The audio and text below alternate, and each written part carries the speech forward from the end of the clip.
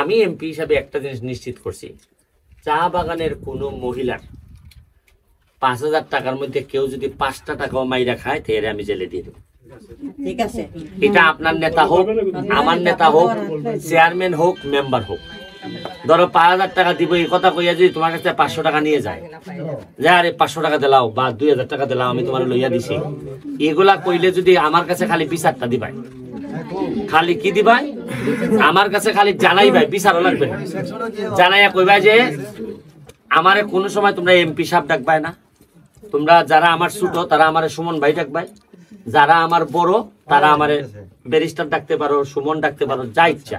আমি কোনো সাহেব না, আমি কোনো নেতা হইতে আসিনি, তোমরা আমার এলাকার মানুষ।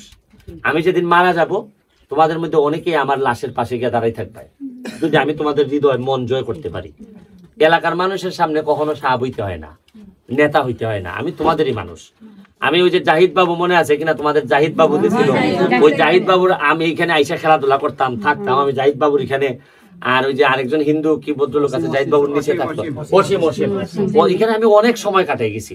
আমি তোমরা জানতাম আমি রাত্রে আসতাম, আইসা এক রাত থেকে পরের দিন আবার চলে যেতাম, আমার ভালো লাগতো।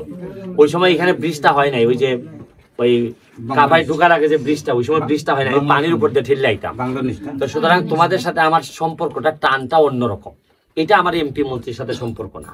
জীবনে যতদিন আছি চেষ্টা করবো তোমাদের জন্য কিছু করার, তোমরা আমার জন্য আশীর্বাদ রেখো, তোমাদের জন্য আশীর্বাদ করে যাচ্ছি।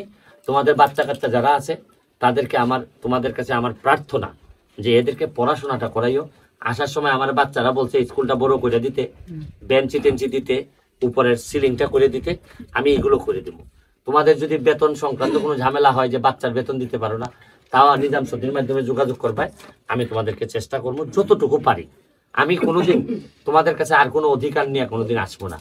আমার একটা বিশ্বাস যে আমি যার কারণে আসতে চাইছিলাম তোমরা আমার অলরেডি দিয়ে দিছো তোমাদের কাছে। আর আমার নতুন করে তোমাদের কাছে কিছু চাওয়ার নাই, শুধু তোমাদের কাছে আমি আশীর্বাদ চাই। আশীর্বাদ যদি চাও